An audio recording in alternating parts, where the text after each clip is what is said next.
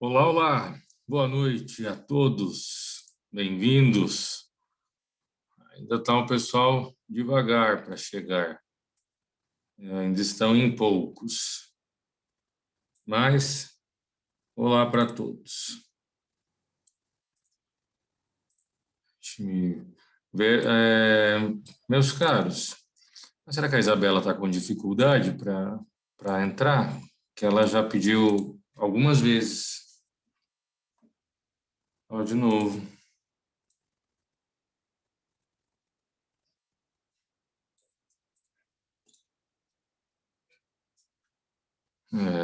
Está acontecendo alguma coisa com a Isabela.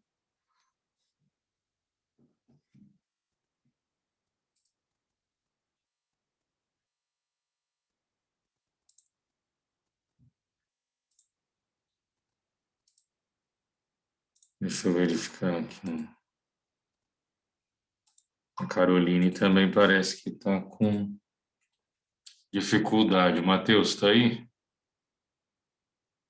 Não está.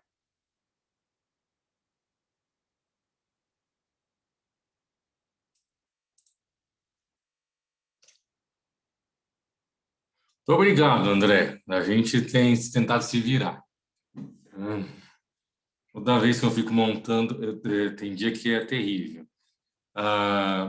Tem dia que eu gasto mais tempo ajeitando esses slides do que propriamente pensando no conteúdo. Ainda que esse eu fiz meio rápido, assim, mas tem às vezes que eu quero pegar umas imagens e tal, esse eu acabei não pegando. Mas aí eu, às vezes, fico um tempão só em função disso. Acho que com esse modelo, né, a gente perdeu tantas coisas e aí talvez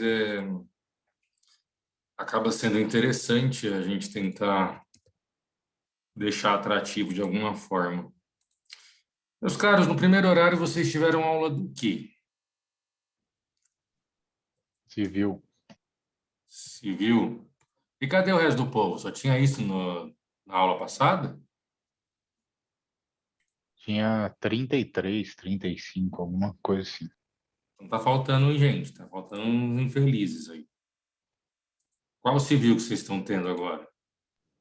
7, Que é o com a quê? Fabiola. Quer saber também. Oi?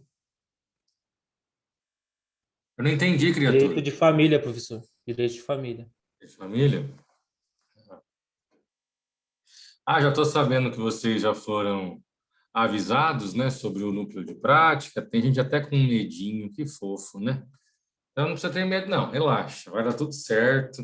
NPJ é muito legal, a gente é muito gostoso.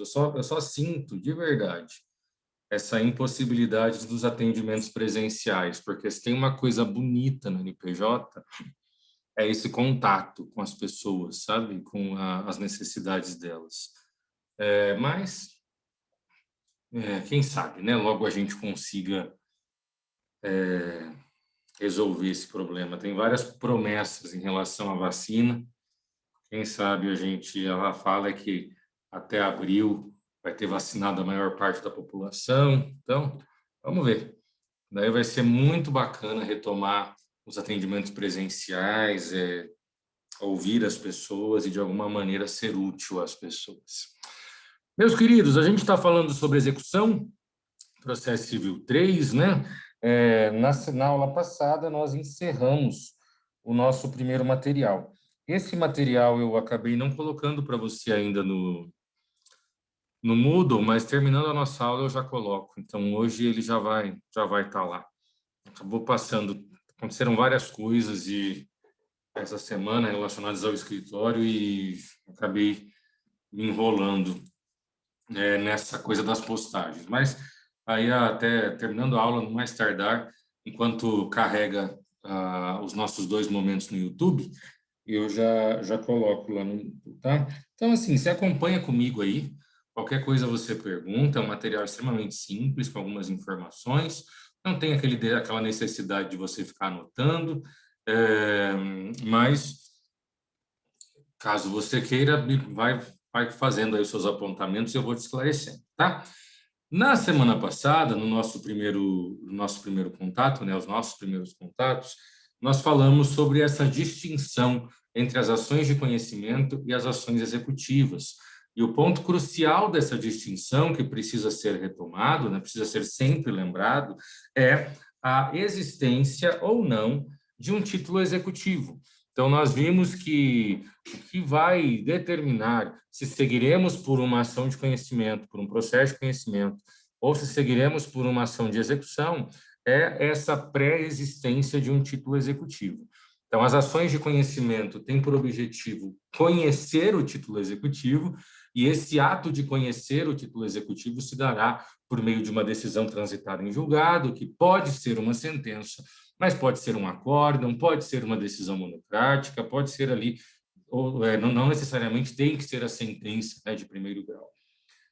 Após a formação do título executivo, nós entramos num segundo momento daquela demanda, que seria essa fase de cumprimento de sentença. E essa fase de cumprimento de sentença só é possível por conta da existência anterior de um título executivo. Tem exceção? Tem exceção. A gente vai falar sobre isso, inclusive hoje, comentar circunstâncias de exceção, em que eu posso ter um provimento executivo, algo muito próximo do que é o caminhar de uma execução, mesmo sem título executivo. Então, a gente vai falar sobre isso direito, o ponto das exceções, né? Você já sabe disso. Então, fica aqui algumas colocações que nós precisamos pontuar antes do início da nossa aula. Também é importante, quando a gente pensa nessa formação do título executivo, por meio de uma sentença, por exemplo, que não necessariamente uma sentença transitada em julgado, né, aquela que se consolidou, que ficou inquestionável, que ela dependerá da fase de cumprimento de sentença. Porque nós temos uma primeira situação em que o réu, eventualmente condenado a pagar uma quantia em detrimento do autor, ele pode, após a condenação, cumprir espontaneamente essa condenação, fazer o pagamento de maneira espontânea. Então, nesse caso, não haveria necessidade, né? Não haverá necessidade da fase de cumprimento de sentença. Nós não entraremos nesse momento. Mas é claro que em situações como essa é a exceção. Poucos são os casos em que realmente o devedor cumpre espontaneamente a sua obrigação, mesmo porque se ele tivesse tão boa vontade assim, talvez não precisaria nem do processo judicial, né?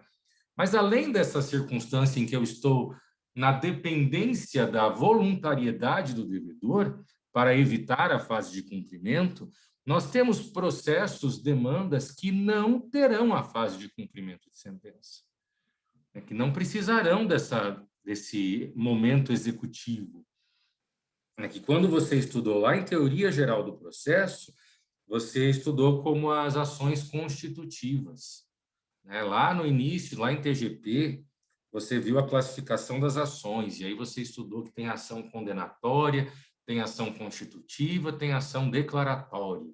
As ações constitutivas, elas dispensam a fase de cumprimento de sentença. Por quê? Porque a decisão transitada em julgado, ela é autoaplicável. Então, o que é uma demanda constitutiva? É uma demanda que constitui uma nova realidade, constitui uma nova circunstância. Nós temos aqui uma transformação, né? Que é o que a doutrina vai chamar de direitos potestativos. No caso de uma demanda constitutiva, eu não preciso do cumprimento, porque a decisão do magistrado é suficiente. Exemplo, um divórcio. Se eu tenho um divórcio litigioso, a decisão do juiz que decreta o divórcio, que determina que o divórcio tem que acontecer e tudo mais, ela não depende da aceitação de ninguém, muito menos da voluntariedade do réu. É só eu pegar a decisão do juiz que decretou o divórcio e levar no cartório para ser registrada, né, para ser o que a gente vai chamar de averbação do divórcio. Então, isso é uma demanda tipicamente constitutiva. Eu não precisarei dessa etapa executiva. Então, é isso que a gente está vendo, né, desse momento de execução. Por que eu estou aprofundando essa fala? Porque na semana passada nós falamos que existe a execução por título judicial e existe a execução por título extrajudicial. E a sentença transitada em julgado é um título judicial. O que a gente tem que entender? que a gente vai fazer a execução judicial de demandas tipicamente condenatórias. Quando o juiz condena alguém a fazer alguma coisa, a entregar alguma coisa, ou a pagar alguma coisa. Se for uma ação constitutiva, por mais que eu tenha uma sentença transitada em julgado, como uma decretação de divórcio, não tem uma fase de cumprimento de sentença, porque eu não preciso dela. A decisão é autoaplicável, assim como um reconhecimento de paternidade, em que se o juiz reconhece a paternidade sobre a figura do pai, a decisão do magistrado que reconheceu a paternidade, tendo transitado em julgado, é claro, ela é autossuficiente. Eu pego essa decisão, levo ao cartório, e isso vai fazer com que o nome daquele pai seja inserido no assento de nascimento do menor. Simples assim. Ah, mas o pai não concorda, ele não vai cumprir espontaneamente. Eu não dependo desse cumprimento espontâneo. A sentença vale por si só. Tá? Então, quando a gente fala de cumprimento de sentença, o que antigamente se chamava de execução judicial, nós estamos falando de demandas condenatórias, que condenam alguém a fazer alguma coisa, a entregar alguma coisa ou a pagar alguma coisa. Tá? Vamos começar, então, o nosso bate-papo. Hoje, iniciando a nossa conversa sobre os princípios da execução. Nesse primeiro momento, a gente tem que pensar o que significa princípio, né? E nessa nossa fala, nesse nosso bate-papo, precisamos fazer aquela associação de que toda a área do direito ela tem princípios. E para que servem esses princípios? Esses princípios são diretrizes. Por isso que eu coloquei essa representação de uma bússola, né? Os princípios eles representam um apontamento para onde aquela demanda, aquela situação deve caminhar. O que ela deve cumprir, o que deve ser observado durante aquele processo para ele ser válido, para ele tramitar de maneira regular. É importante nós entendermos essa função vetorial dos princípios, né? Princípios são vetores, são indicativos daquilo que precisa ser observado, daquilo que precisa ser cumprido. Sempre que você estudou alguma matéria do direito, alguma área do direito, o professor começou os princípios de tal coisa, né? Então, você está estudando direito de família, você vai ter lá uma aula em que a Fabiola vai falar sobre os princípios do direito de família. Ela vai comentar sobre o princípio da afetividade. O que é o princípio da afetividade? É o amorzinho virando um valor jurídico, né? Enfim, e aí inúmeras reflexões que são feitas a partir disso. Mas nós temos muitos princípios que são típicos de cada área. Então, vamos conversar sobre os princípios que nós observamos nas execuções. E, importante, esses princípios, eles devem ser respeitados, observados, tanto na execução por título extrajudicial, por exemplo, uma execução de um cheque, de uma nota promissória, como também nas execuções por título judicial, que é a fase de cumprimento de sentença. Né? Por exemplo, uma circunstância de cumprimento de sentença. Esses princípios, eles orientam a execução, no seu sentido amplo, seja ela judicial, por título judicial, seja ela por título extrajudicial. Primeiro princípio que nós temos, nós já falamos sobre isso na aula passada, mas não necessariamente com esse nome, né?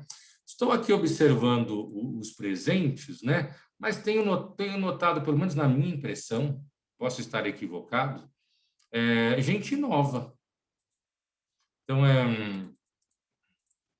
só para me situar, o Vinícius Lima, pelo menos a foto que está aqui do Vinícius Lima. Vinícius, você era aluno, Vinícius?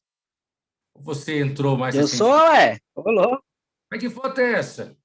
Ô louco, professor. Tô desde o início. Mas então essa tua foto está muito diferente. Não, que é um cara que eu respeito bastante. Oi? Mas, se você quiser, eu troco a foto. Não, estou enchendo o saco. Mas essa foto é você? Não, Ah, eu não. tá. Então, por isso, poxa. Eu lembro do Vinícius Lima como pelo nome, mas daí eu vi a foto e falei, eu não conheço essa pessoa da foto. Mas então, não, fica tranquilo, pode deixar a foto. Mas eu estava Não, beleza. estranhando. Eu estava esperando por causa da foto. Falei, gente, eu não me lembro desse rosto. Mas então tá, pelo menos então não estou tão errado assim. A questão é que a A foto... única diferença é que eu tô loiro agora. Eu vi umas fotos que você descoloriu, né? O cabelo. É, Eu vi mesmo. E você não descoloriu só o cabelo, também descoloriu um cavanhaque, né? A barba também, não teve isso? o capuchinho. Você viu que eu sei quem é? Eu sei quem é, mas eu estranhei a foto. Falei, vai que tem outro Vinícius Lima, não sei. Mas, enfim. Então, ok. Continuemos, né? Primeiro princípio da execução. A nula executio sine título. O que é isso? Não existe execução sem título executivo. É isso que significa esse primeiro princípio. Olha que coisa extremamente simples, né? Então, nós falamos sobre isso na semana passada. Para ter execução, nós precisamos do título executivo. Só haverá execução onde houver um título executivo, né? E você tem anotado, inclusive, no slide anterior, que esse título executivo é um instrumento que representa uma obrigação líquida, certa e exigível. Inclusive, na aula passada, nós diferenciamos o que é liquidez, o que é certeza e o que é exigibilidade, né? Então, esse é o primeiro princípio. Não há execução sem título executivo. Tá? E eu coloco aqui para você a explicação, né? É impossível o início de um processo de execução sem que haja título executivo, seja judicial, seja extrajudicial. E aqui nós temos alguns dispositivos legais que vão falar sobre isso, né? Artigo 783 do CPC estabelece o seguinte: a execução para a cobrança de crédito fundar-se-á sempre em um título de obrigação certa, líquida e exigível. As três características indispensáveis e concomitantes que deveremos observar em um título executivo válido. O que é a certeza do título? A certeza diz respeito à natureza, né? Então, é dinheiro, é um bem móvel, é um bem imóvel. A liquidez se refere ao valor. Qual é o valor? Então, se é dinheiro, é fácil, é o valor X, mas se é uma casa, quanto que essa casa vale, né? Quanto que essa casa representa monetariamente? E o que é exigibilidade? É uma obrigação que não foi atingida pela prescrição, né? A prescrição e a decadência não atingiram essa obrigação. Então, para ser título executivo, nós precisamos dessas três características ao mesmo tempo. A falta de uma dessas características resulta na desconstituição do título executivo. Aliás, meus caros, já levantando uma lebre, né? A ação de execução, seja ela judicial ou extra, ela permite uma defesa, né? Existe a defesa na ação de execução. O autor da ação de execução, ele ingressa, protocola a petição inicial. O executado, né, que é o devedor, né, o réu, o executado poderá se defender. Só que a gente não vai chamar de contestação. A defesa do executado, a gente vai estudar isso, relaxa, só estou adiantando algumas coisas. A defesa do executado ela é feita ou por embargos à execução, e esses embargos à execução na execução de título extra, cheque, promissória, duplicata, ou impugnação ao cumprimento de sentença, quando for a fase de cumprimento de sentença. Qual é a base, né? O que é o solo, né, principal de discussão quando a gente pensa no argumento dessa defesa, né? O que a gente busca em uma defesa de uma execução é desconstituir o título executivo, descaracterizar o título executivo. E como que eu faço isso? Atacando justamente a sua certeza, a sua liquidez e a sua exigibilidade. Então, um dos principais objetivos de uma defesa na execução é destruir, né, desconstituir o título executivo. Tá bom? A gente vai ver isso com mais calma. E olha o que diz o 803. É nula a execução se o título executivo extra não corresponder a uma obrigação certa, líquida e exigível. Aqui é claro que ele está se referindo à execução extra, né? Então, porque é um artigo referente ao capítulo da execução extra. Mas nós temos uma circunstância de nulidade. Felipe, Boa pergunta. Se, por exemplo, o valor monetário está errado, não teria como cobrar o título? Anula ele? Vamos lá. A invalidação do título executivo, ela não impede a sua cobrança pelo meio judicial. O que ela impede é a execução. Então, se eu tenho um título executivo que deixou de ser título executivo por qualquer motivo, a pendência de um desses 3 requisitos, eu não posso ingressar com a execução, mas eu posso ingressar com a ação de cobrança. Posso fazer a ação de cobrança, não tem problema nenhum. Mas daí será processo de conhecimento, naquela estrutura bem mais lenta, né? Lembra que na semana passada eu comentei que na execução, o cara entra com a execução, o autor, a petição inicial, o juiz recebe a petição inicial, cita o réu para pagar. Então, a gente dá um salto, né? Se fosse um processo de conhecimento, até chegar no momento em que se determinaria o pagamento por parte do réu, o processo poderia levar muito tempo, né? Então, esse é o ponto. Não é que ele não poderá mais cobrar judicialmente, ele não poderá fazer uso da execução. Mas eu quero pegar uma outra face da sua pergunta, né? O valor está errado. O que a gente tem que entender? A inexatidão do valor do título, ela pode resultar na nulidade desse título. Pode, mas nem sempre. Por exemplo, eu tenho um valor que está ali colocado, mas ele está escrito por extenso. Se eu tenho o valor escrito por extenso, é consenso que a indicação do valor por extenso prevalece sobre a indicação do valor numérico. Tá? Então, eu tenho uma imprecisão porque tem um valor lá, coloquei 100 de 100, e aí, na verdade, está escrito entre parênteses, R$1.000, R$1.000, eu esqueci de 10. O que eu vou fazer? Isso que significa que está ilíquido? Não, eu vou considerar essa liquidez do aquilo que está escrito por extenso. Então, dependendo da inexatidão, eu ainda consigo aproveitar o título. É claro que o devedor vai usar isso para tentar se defender, isso é claro. Mas dá para eu sustentar que daí o valor certo é o valor que está por extenso. O problema é se está escrito R$100 e o valor fosse 1.000. E aí tem 1.000 em número e está escrito R$100. E o valor correto é R$1.000. Aí você teria um problema. Nesse caso, não daria para você utilizar esse título como título executivo, mas poderia utilizá-lo para uma cobrança. E aí cobrar o valor que você entende devido, sabe? Então, nem sempre. O que a gente vai observar que vai anular um título executivo? A prescrição e decadência, claramente, né? Mas, por exemplo, eu não consigo entender. Já viu o cheque devolvido no banco porque não deu para entender o que estava escrito? Então, nem sempre o cheque ele é devolvido por falta de custa, sabe? Às vezes é porque não dá para entender o que a pessoa colocou. E tem vezes a assinatura não bate. Sabe quando o cheque é devolvido porque fala assim, a assinatura não bate com a assinatura do emissor. Isso tudo vai retirar uma certeza sobre o título. E aí eu vou precisar fazer uso da via da cobrança para esse questionamento, sabe? Entendeu, Felipe?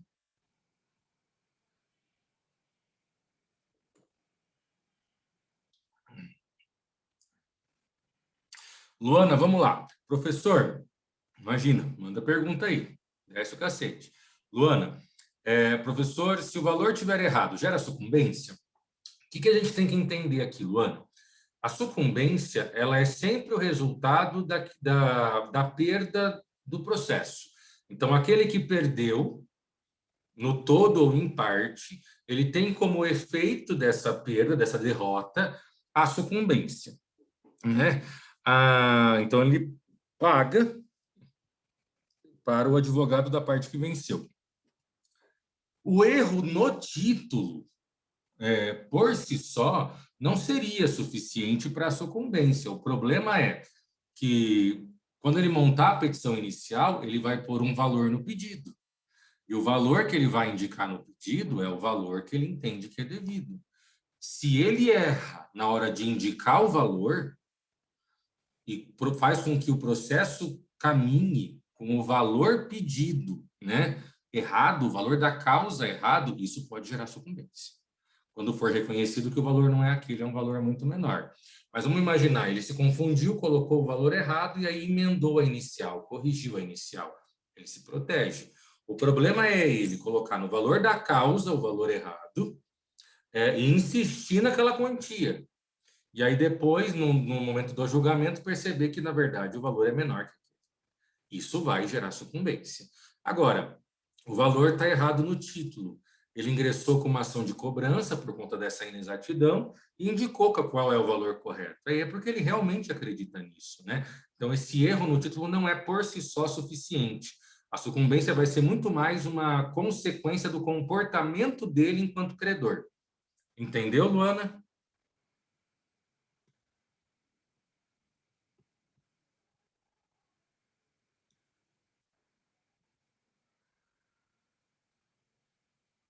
Luana, você entendeu?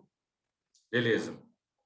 André Guilherme, né? Qual a diferença entre decadência e prescrição? Bom, o efeito prático no final, ele acaba sendo o mesmo. Nós temos uma circunstância impeditiva para que a parte exerça o seu direito. Tecnicamente, a prescrição seria a perda do direito à ação, e a decadência seria a perda do próprio direito em si. Então, na prescrição, eu perderia o direito de ingressar com uma ação para cobrar aquilo, e por meio da decadência eu perderia o direito do próprio direito, sobre o próprio direito. Na prática, o efeito é o mesmo. Algumas diferenças que nós temos são nas consequências. Por exemplo, a prescrição pode ser interrompida. Então, eu tenho lá um prazo prescricional, acontece um processo, a prescrição é interrompida, passa a contar de novo. Decadência não interrompe, ela é contada de maneira direta, sem qualquer tipo de interrupção. E as hipóteses de decadência são muito menores do que as hipóteses de prescrição. É muito mais difícil vermos decadência e muito mais fácil a prescrição. Serei derrubado, já dá menos de um minuto há um tempo. A gente já volta em seguida. Tá, André? Daí a gente refala isso aí. Até daqui a pouco.